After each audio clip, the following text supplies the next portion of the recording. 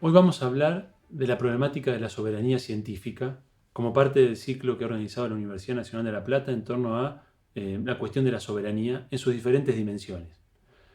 ¿Por qué hablar de soberanía científica? Pareciera que la ciencia concierne solamente con la verdad, con el método científico, con el laboratorio, el aula, el congreso o la revista. ¿Por qué hablar de soberanía científica? Entonces, la idea que vamos a trabajar hoy es desarrollar este concepto en tres partes, ¿bien? Para entender el porqué de la importancia de esta cuestión. En primer lugar, presentar la problemática de la dependencia. Si hablamos de soberanía, es porque evidentemente existe un fenómeno contrapuesto que es el de la dependencia. En segundo lugar, voy a trabajar la idea de proyecto de país y política científica, cómo cada proyecto de país se condice con una política científica determinada y qué lugar ocupa la soberanía en cada uno de esos proyectos de país y políticas científicas. Y en tercer lugar, voy a presentar dos consensos básicos sobre los que creo que hay que trabajar para avanzar en una mirada soberana sobre la ciencia. Dicho esto, comencemos. En primer lugar, entonces, la problemática de la dependencia. ¿A qué me refiero con dependencia? Voy a hacer una afirmación a secas para que luego podamos desarrollarla con mayor profundidad, ¿cierto? Esta afirmación es la siguiente. La dependencia es el punto cero, son las cadenas invisibles de cualquier proceso de producción de conocimiento en la periferia. Ustedes dirán, bueno, ¿qué quiere decir esto, no? Eso es lo que vamos a desarrollar a continuación. ¿Qué es este punto cero? ¿Qué significa cadenas invisibles? ¿Qué consecuencia tiene sobre la vida nuestra de cada día? ¿No? Porque parecen cuestiones alejadas, parecen cuestiones que no tienen nada que ver con lo que hacemos en la ciencia o incluso fuera de la ciencia. Y sin embargo, vamos a ver que la dependencia científica tiene profundas consecuencias sobre el desarrollo social, económico y en sus diferentes manifestaciones. ¿Bien? Lo primero a decir en relación a la dependencia es que, más que dependencia, cabría hablar de interdependencia. ¿Por qué? Porque el concepto de dependencia busca dar cuenta de la relación interdependiente entre los países. Cómo hay regiones en el mundo que son centrales y regiones en el mundo que son periféricas. Y cómo esta relación de centralidad y periferia es una relación de dependencia o de interdependencia entre las partes. ¿Por qué interdependencia?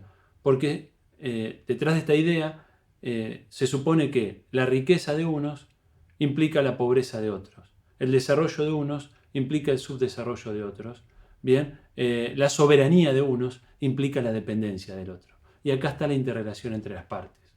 Bien, por supuesto, vamos a ver cuando veamos la segunda parte sobre proyectos de país que esto supone ya una lectura en relación al lugar de la Argentina, al lugar de la región en el mundo. Por supuesto lo sé, no soy ingenuo en ese sentido, pero tomando este punto de partida, adquiere una cabalidad, una centralidad la noción de dependencia que la vuelve insustituible, ¿no? Es decir, es el marco conceptual imprescindible para pensar no solo la actividad científica, sino la cultura, la política, la economía, etc.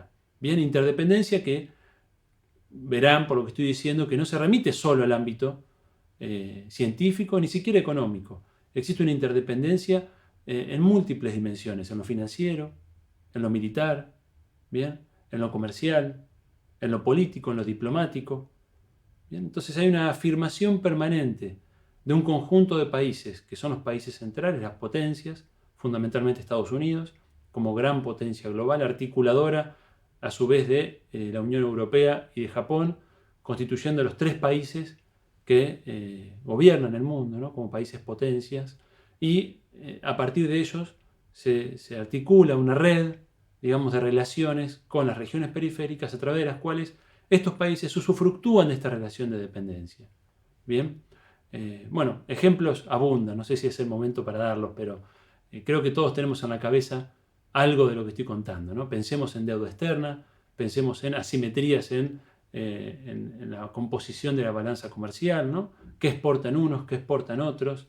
Pensemos en flujos migratorios, cuáles son las migraciones deseadas y cuáles no, cuáles se promueven y cuáles no, aspectos que también vamos a retomar más adelante en relación con la fuga de cerebros. ¿Bien? Entonces, dependencia entendida como interdependencia, como relación entre las partes, según la cual unos se benefician en detrimento de los otros. Bien, una relación que es construida, que no tiene basamentos biológicos ni culturales, sino que es una relación histórico-estructural construida desde el surgimiento del capitalismo y del imperialismo moderno hasta la actualidad. ¿Bien? Es decir, estamos hablando de un periodo de aproximadamente de unos 500 años, que es lo que voy a hacer ahora a continuación, es precisamente reconstruir esos 500 años muy brevemente para que tengan una idea de cómo se manifiesta esta dependencia en el ámbito científico en cada periodo de esos 500 años, como para darnos una idea, ¿no?, global de la problemática antes de ir al aspecto más coyuntural.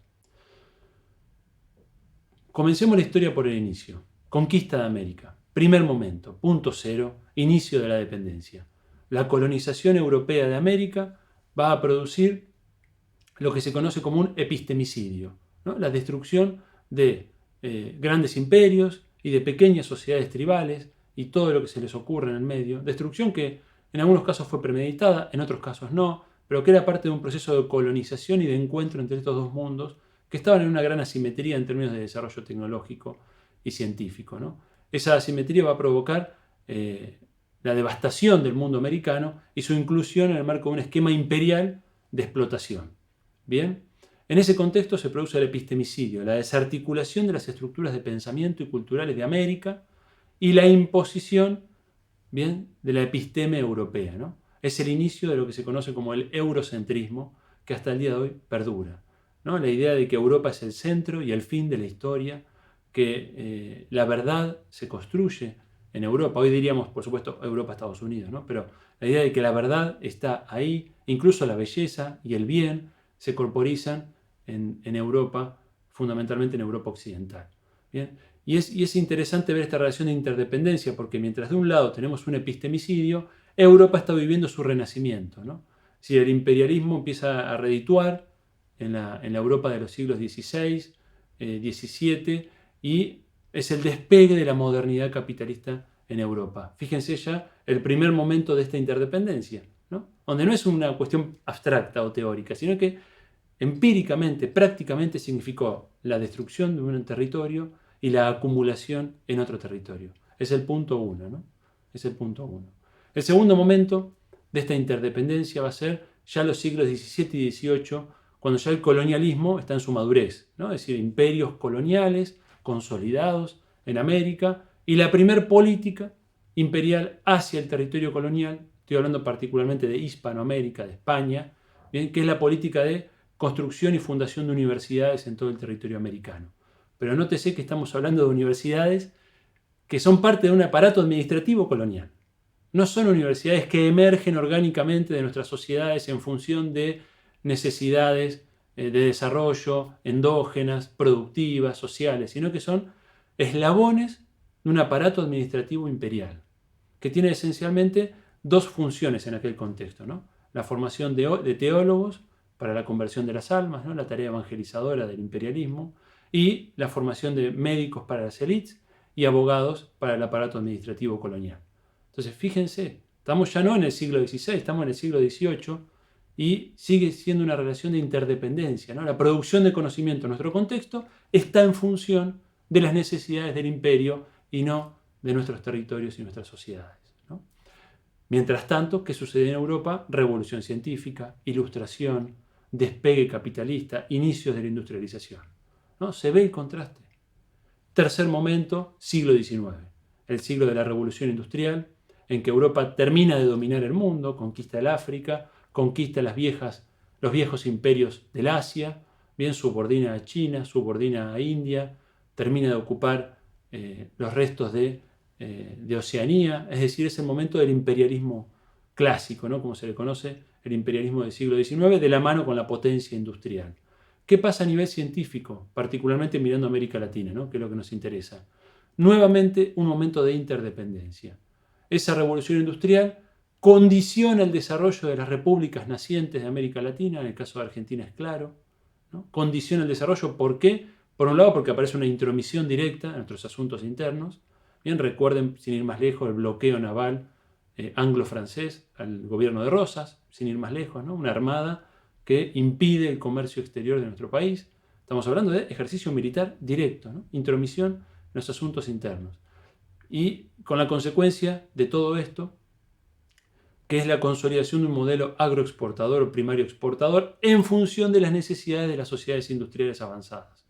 ¿no? Y de la mano con esta interdependencia, por supuesto, en el plano científico, lo que vamos a encontrar va a ser un desarrollo leve, por no decir ínfimo, de la mano con migrantes europeos que se instalan en nuestras tierras en el siglo XIX, en algunos casos de la mano con políticas de Estado que promueven esa inmigración de científicos, y van a crear las primeras instituciones científicas, sobre todo en el último tercio del siglo XIX, instituciones que no son creadas, una vez más, en función de las necesidades locales, sino que son científicos que siguen articulados con las agendas de sus países, que están pensando en publicar sus hallazgos en sus países, y esto es lo que explica cuáles son las primeras disciplinas que se desarrollan en el país.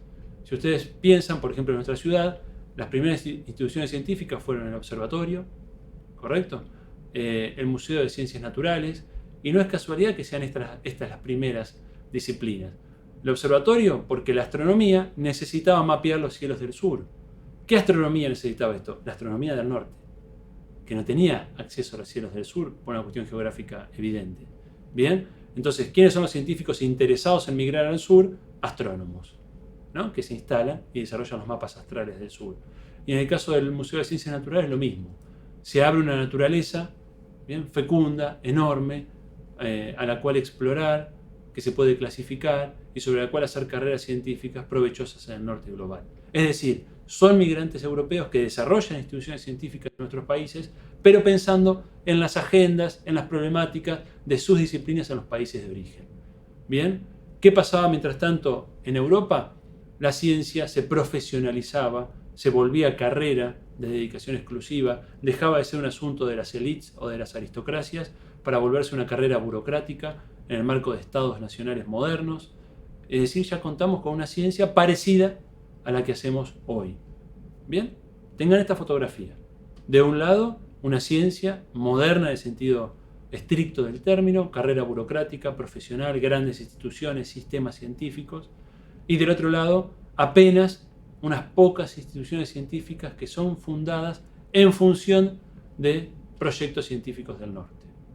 Bien, y un modelo económico agroexportador que no precisa justamente del desarrollo de otra ciencia y tecnología. Siglo XX, encontramos una vez más otro capítulo de esta interdependencia. En el norte, sobre todo en el marco de la puja entre potencias, primero entre Alemania, Gran Bretaña, Japón, Estados Unidos, luego se incorpora en contexto de Guerra Fría la Unión Soviética, aparece un contexto de fuerte carrera tecnológica, como saben, asociado al armamentístico, a lo nuclear y a lo tecnológico en general. En ese marco, las potencias centrales van a desarrollar la política científica como la entendemos hoy. Bien, se da un salto de escala, de inversión, de recursos, de movilización, no solo de recursos económicos, sino humanos, grandes proyectos nacionales dirigidos por una política científica definida por un gobierno y por un Estado. Este es el contexto de lo que se conoce como la gran ciencia, ¿no? Es un salto de escala en la actividad científica que se da sobre todo en el contexto de la segunda posguerra hacia mediados del siglo XX. ¿Qué pasa en la periferia? Bueno, entramos en un proceso acelerado en la segunda posguerra, sobre todo de fundación y creación de instituciones científicas y tecnológicas.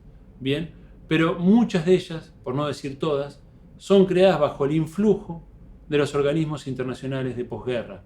Bien, esos organismos creados por las potencias vencedoras, que hoy, sobre todo, en el momento quizás esto no era tan evidente, pero hoy, a la luz de los acontecimientos históricos de los últimos 70 años, pudimos ver que esos organismos fueron creados en función de mantener el statu quo, bien, de esa segunda posguerra. Acuerdos en el plano militar, financiero, económico, diplomático, y estos organismos internacionales irradiaban políticas hacia las periferias, y estas políticas fueron tomadas en la mayor parte de los casos acríticamente y reproducidas en el contexto local sin mediaciones. Entonces lo que tenemos es una copia de modelos institucionales que en el norte servían bien, y en el sur no hacía más que reproducir un modelo de ciencia en función de los intereses del norte. Esa es la explicación de por qué los consejos científicos en toda América Latina tienen nombres muy similares.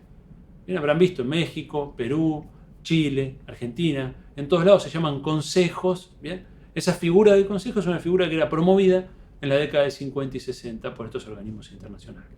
Bien. Y aparece una problemática que es una problemática acuciante hasta el día de hoy, que es la problemática de la fuga de cerebros. Bien. Los países centrales, en su necesidad de aumentar la escala de recursos, bien, encuentran un cuello de botella en la formación de recursos humanos calificados y en parte, además, observan que es más barato traer recursos formados en la periferia que formarlos uno mismo y empiezan a tener políticas activas de migración, de cooptación de migración calificada. Bien, esta problemática fue rápidamente identificada por Enrique Oteiza, entre otros, en la década de 60 y 70, y es una problemática acuciante hasta el día de hoy. Bien, sigue habiendo un drenaje de los países periféricos y semiperiféricos hacia los países centrales de muchos de nuestros mejores recursos humanos, ¿no? En términos, por supuesto, del conocimiento, ¿no? No quiero subestimar otras profesiones, ni mucho menos, sino, es decir, hay una política activa de atracción de estos recursos. Y esto es interesante porque los países centrales, esto lo vemos todos los días, tienen políticas muy restrictivas frente a la migración. Bien, muros, ¿no? Impedimentos, militarización de fronteras para impedir que los pobres accedan a sus sociedades, ¿no? Conocemos el caso México, Estados Unidos, España con África, el Mediterráneo, ¿no? La tumba más grande del mundo en este momento, con cientos y miles de migrantes fallecidos en esas aguas. Es decir, hay una selección del migrante, ¿no? Y esto son políticas activas y públicas, explícitas. No es una cuestión acá de velar secretos, ¿no? De velar secretos de Estado. No, son políticas públicas que se escriben en planes, se ponen metas y detrás de eso se movilizan recursos para atraer científicos que en otros países cuestan muchísimo, en términos de una formación de grado, posgrado, doctoral, etc., normalmente financiada por el erario público, y estos recursos son, ¿no? Como se diría, aprovechados, utilizados en los países centrales. Fíjense una vez más la interdependencia, ¿no? Interdependencia en el modelo institucional que se desarrolla en la periferia, interdependencia en el modelo de profesionalización de la actividad científica que se promueve en la periferia, los circuitos de publicación, las lógicas de evaluación, todo lo que hace la actividad científica se desarrolla de acuerdo a un marco promovido por estos organismos internacionales. Bien, por supuesto existieron resistencias. Por supuesto, sobre todo en la década de 60 y 70, en el contexto de desarrollo industrial relativamente importante, en el contexto de una fuerte politización y radicalización social y política en América Latina, en el contexto de una teoría crítica en múltiples niveles que se desarrolla en ese momento. En ese contexto surge el pensamiento latinoamericano en ciencia, tecnología y desarrollo, el PLACTED, y es este pensamiento el que va a alumbrar por primera vez sistemáticamente. Había habido autores previamente que ya señalaban algunas de estas cuestiones, pero el PLACTED por primera vez sistemáticamente aborda esta problemática, ¿no? La problemática de la soberanía científica y la dependencia científica y las consecuencias sobre el resto de la sociedad. Bien, después volveremos un poquito sobre este PLACTED, este pensamiento latinoamericano. Finalmente, para cerrar esta primera parte, en el siglo XXI entramos en una nueva era, como saben, la era digital, el capitalismo globalizado, la era de las cadenas globales de valor, las empresas globales, donde los estados-nación pierden fuerza frente a estas grandes compañías anónimas, multinacionales, que pasan a gobernar el mundo. Los organismos internacionales adquieren mayor importancia, sobre todo nuevos organismos, no aquellos de la segunda posguerra, sino organismos como la Organización Mundial de Comercio y otros, que dibujan un nuevo orden global que es en el que estamos en la actualidad. ¿Qué pasa en el plano de la ciencia? En el plano de la ciencia lo que ocurre es una suerte de retroceso en términos de soberanía, ¿no? Es decir, esos pasos que se habían logrado dar en la década del 60 y 70, sobre todo de la mano del pensamiento latinoamericano y de gobiernos populares y proyectos populares que permitieron discutir la orientación de la actividad científica, mucho de esto se deshace en las décadas que siguieron a las dictaduras militares y la imposición del neoliberalismo en toda la región, ¿no? Entonces, este capitalismo globalizado, esta era digital, va a permitir el desarrollo de grandes proyectos internacionales en ciencia. Ya no son los proyectos nacionales de la segunda posguerra, sino que las tecnologías digitales empiezan a permitir una cooperación en tiempo real, a escala global, de investigadores de decenas de países detrás de un objetivo. El tema es que este objetivo normalmente es fijado por las potencias del norte. Entonces, la cooperación internacional, los grandes proyectos internacionales, son los proyectos que sirven a los intereses de las grandes compañías globales y de los países desarrollados. Entonces, detrás de un discurso, muchas veces acrítico de cooperación o internacionalización, lo que está ocurriendo en los hechos es que parte de nuestro sistema científico termina actuando como un subsistema integrado a los sistemas centrales. Esta es la problemática de la era digital. Bien. Por supuesto, hay mucho más para decir. Esto es un pantallazo y es simplemente un ordenamiento que nos permita tener esto en la cabeza, ¿no? La problemática de la dependencia.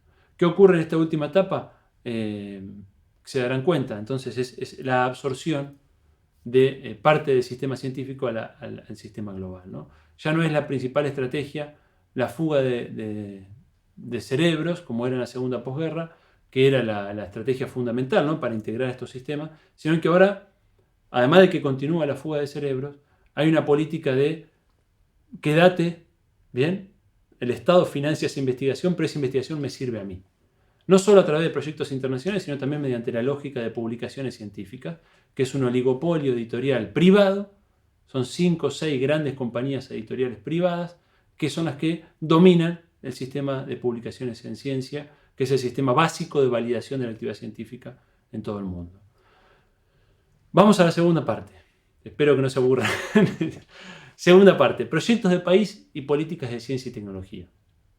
Lo primero acá es una afirmación nuevamente, ¿no? Así como estaba la afirmación en el punto anterior, acá también tenemos una afirmación. La afirmación es la siguiente.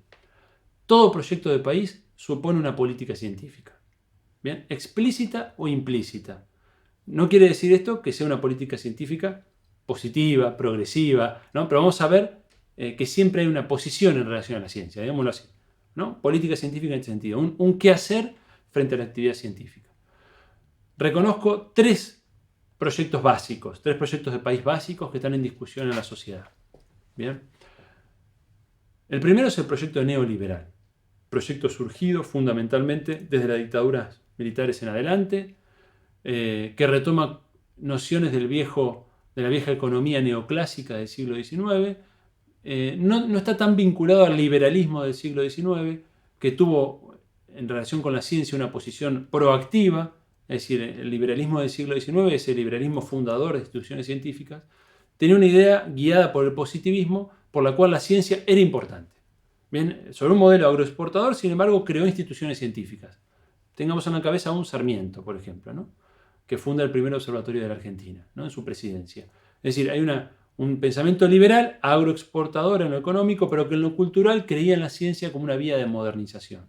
El neoliberalismo no tiene esta mirada.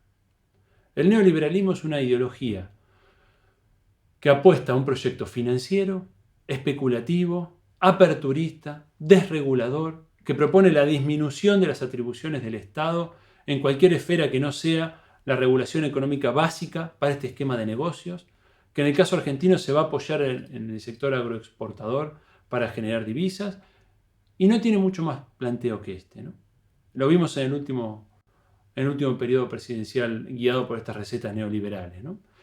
Y respecto a la ciencia y la tecnología, pivotea entre una idea de no saber qué hacer con la ciencia y la tecnología a una idea de rentabilidad en aquellos nichos tecnológicos que el Estado domina y que tienen alto valor económico y geopolítico a nivel internacional, como son el sector satelital y el sector nuclear, en los cuales Argentina tiene un desarrollo relativo importante, y son vistos esencialmente como nichos de negocio, de acuerdo a la mirada neoliberal, ¿bien?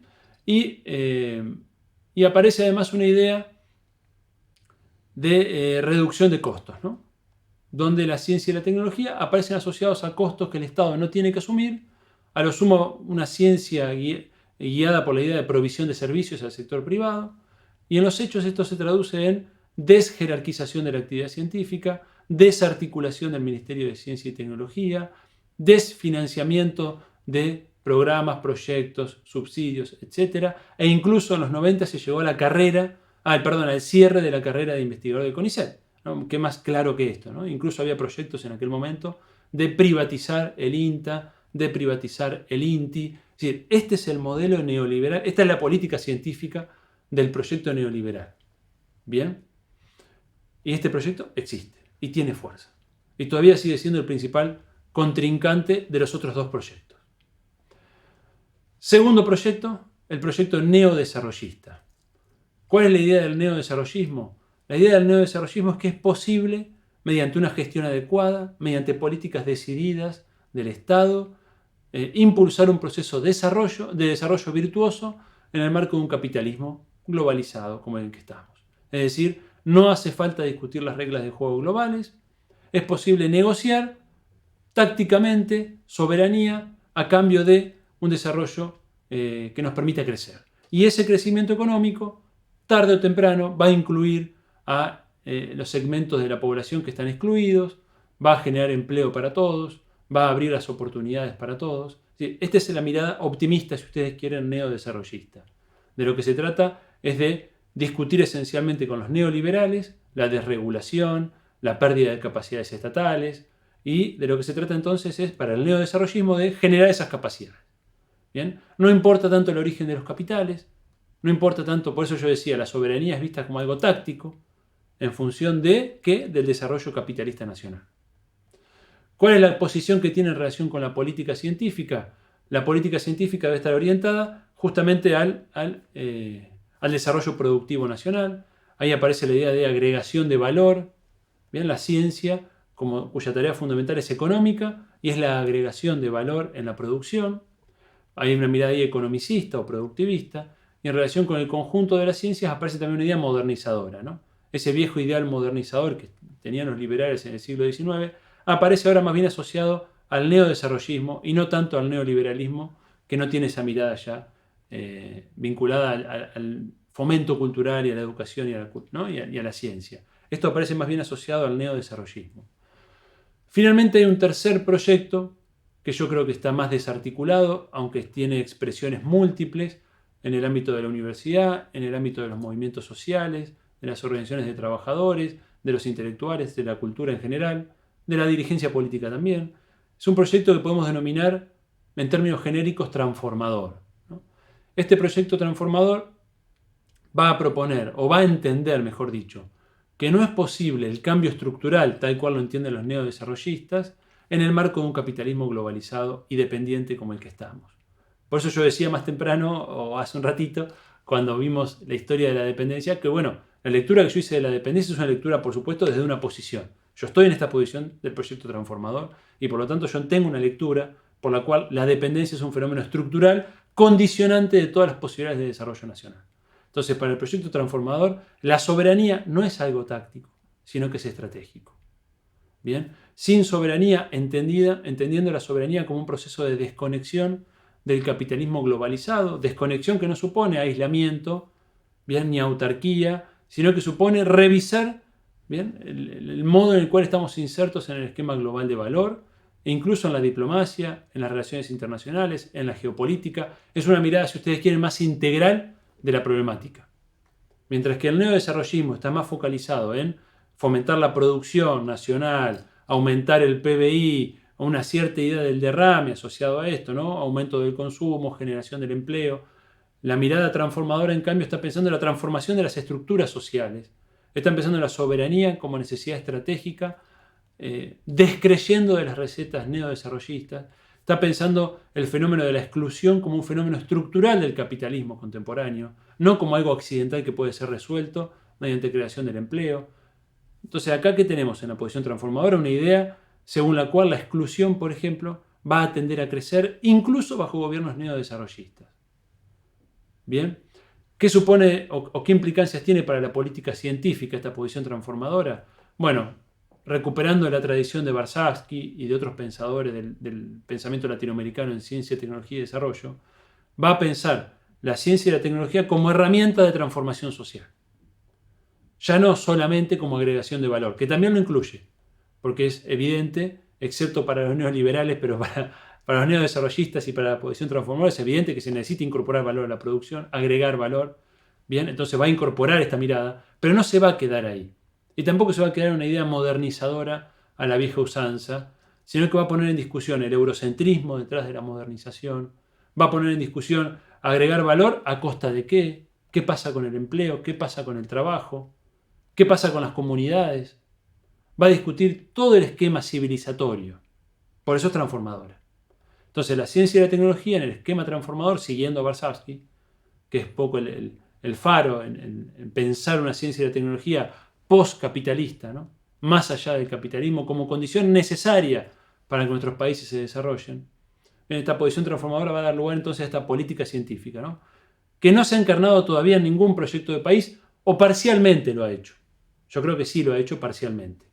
Bien, sobre todo en algunos gobiernos de las primeras décadas del siglo XXI, gobiernos progresistas, nacionalpopulares, reformadores, revolucionarios en algunos casos, creo que tuvieron esbozos de políticas transformadoras y neodesarrollistas, ¿no? Ahí pivoteaban. Es una discusión que está dentro del campo popular, ¿no? Entre estos dos vértices, y es un poco la discusión que hoy tiene la Argentina, ¿no? Estos proyectos que no se expresan linealmente en partidos políticos, ¿no? En términos generales, en algún caso sí, pero no es una expresión lineal proyecto-partido político, sino que son más bien corrientes de ideas, ¿no? Que están siempre en evolución, cuyos contornos son difusos. Siempre uno puede modelizar estas tres grandes ideas. Para cerrar, estoy un poco excedido de tiempo, para cerrar entonces la tercera sección, consensos básicos. Esta prometo que va a ser más breve. Solo voy a proponer 2 consensos básicos sobre los cuales trabajar. Todo lo demás en el marco de democracias que defendemos, especialmente en estas fechas, ¿no? Estamos cerquita del 24 de marzo. La democracia, el debate de ideas, bienvenidos sean, pero creo que tenemos que lograr avanzar en 2 consensos básicos. Quiere decir esto que la alternancia de gobiernos no impliquen desarmar estos consensos. Los cambios de modas intelectuales en el ámbito académico, en el ámbito político, cultural, no impliquen desarmar estos consensos. Es decir, lograr políticas de Estado. Lograr establecer estos mínimos pisos que voy a mencionar, que son solamente 2. Y que los podamos establecer no una semana, un mes, un año. Poder establecerlos durante 20 años, 50 años, que son los plazos en los cuales estas discusiones cobran sentido. Esos 2 consensos son los siguientes. El primero es un consenso elemental. Sin ciencia no se puede. Bien, es un consenso básico. Necesitamos una base de financiamiento para el sector científico. No puede ser que venga un gobierno y desfinancie, venga otro y vuelva a financiar. Es decir, esta pendularidad propia de la Argentina y de los países periféricos desarma las capacidades científicas que cuesta décadas y generaciones construir. Un grupo científico que de repente maneja un área o domina un campo de conocimiento en un país, si ese grupo se desarma, se desarticula y sus integrantes se van del país, se pierde un acumulado de décadas.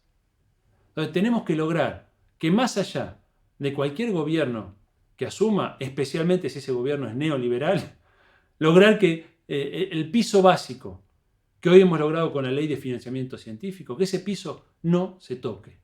¿Bien? Porque si no estamos permanentemente en una ida y vuelta que desarticula este campo, ¿no? Que es el campo científico y que es el campo en el cual hoy, a escala global, se está discutiendo la competitividad de las economías y se está discutiendo la supremacía geopolítica. No es cualquier cosa. Puede ser para muchos que no pertenecen al sector o que no tienen esta reflexión más macro, puede sonar algo extraño, exagerado, científico-céntrico si quieren. Pero es el dato de la realidad. Es el campo en el que pujan las potencias, en el que se resuelven las guerras, los conflictos, las batallas comerciales. Son siempre científico-tecnológicas en el fondo. E incluso la resolución de problemáticas tan graves como una pandemia. Fundamentalmente se discutió en el plano científico-tecnológico. Entonces, sin ciencia y tecnología no se puede. Ese es el primer consenso que tenemos que trabajar. No lo tenemos todavía. Tenemos que trabajar. Y el segundo consenso es, pero con la ciencia y la tecnología no alcanza. ¿Bien? Bien. Una vez que tenemos el financiamiento garantizado, discutamos la orientación de lo que hacemos, la política científica. Discutámosla abiertamente, francamente, entre proyectos que sabemos que existen, ideas que sabemos que existen, está bien, porque eso es la democracia, eso es la diversidad que tenemos en nuestro país. Pero discutamos políticas, y discutir políticas es empezar a ejercitar un pensamiento propio. El segundo consenso tiene que ver con romper esa mímesis institucional, esa tendencia a copiar las recetas del norte. Recetas del norte que fueron exitosas en sus contextos. No estamos diciendo que no hayan sido exitosas, Sistemas Nacional de Innovación. ¿Bien? Son conceptos que provienen del norte y que en el norte sirvieron. El problema es que adoptemos acríticamente esas ideas en el sur y las apliquemos pensando que estamos en la misma situación que está Suecia, o que está Alemania, o que está Italia, o que está Estados Unidos. Entonces, la persona que está haciendo este ejercicio, evidentemente no sale a la calle y no conoce lo que pasa en nuestro país. Que tenemos un 40% de pobreza consolidada, ¿bien? Un tercio de la población en la exclusión, que tenemos una situación institucional por lo menos endeble, ¿bien? Una situación de pendularidad y de inestabilidad política. Entonces, ¿qué punto en común hay entre esas economías consolidadas, desarrolladas, que son centro de redes de dependencia que las nutren permanentemente de recursos? Son economías superabundantes. ¿Qué relación tiene eso con la Argentina del siglo XXI? Entonces, evidentemente, necesitamos desarrollar un pensamiento propio, que es lo más difícil, pero es lo necesario. ¿Bien? Si solamente financiamos la ciencia y la tecnología, lo que vamos a tener es una ciencia y tecnología de calidad, buena, pero descontextualizada. O mejor dicho, contextualizada en las agendas del norte. En cambio, si financiamos ciencia y tecnología y desarrollamos un pensamiento propio, situado en nuestro contexto, en nuestras particularidades, en nuestras complejidades, en nuestros conflictos, en las características de nuestras instituciones, de nuestro Estado, de nuestros estados también, provinciales y municipales, si situamos el pensamiento, podremos utilizar las categorías del norte que nos sirvan. ¿Podremos analizar los casos exitosos que sirvan? Por supuesto que sí. Desconexión no es autarquía, no es aislamiento. Estudiemos, pero filtremos. Filtremos. ¿Bien? En función de eso creo que podremos desarrollar una ciencia y tecnología orientada, que no implica sin libertad de investigación. La libertad hay que mantenerla. La libertad de investigación es necesaria en el desarrollo de la actividad. Bien, pero libertad de investigación no se contrapone con orientación. Vamos a ver un caso y con esto cierro. La unidad COVID, año 2020, aparece un problema, una emergencia global, pandemia. Tengo un problema que resolver como Estado. Bien, destino recursos, unidad COVID. Necesito desarrollar test para ahorrarme, por un lado, divisas. No puedo estar importando millones de test. Y por otro lado, porque era un recurso escaso. Ustedes recordarán al inicio de la pandemia. El Estado orienta mediante el financiamiento lo que necesita del sector científico. Y el sector científico, con absoluta libertad, desarrolla la respuesta a ese problema. ¿Ven que no es opuesto? Libertad y orientación científica. Bien. Entonces, ese es el modo en que la ciencia y la tecnología pueden aportar soluciones reales a nuestros países. Una política científica que oriente la actividad sin menoscabar la libertad y la autonomía necesaria para un sector que tiene sus características, como saben. Bueno, muchas gracias.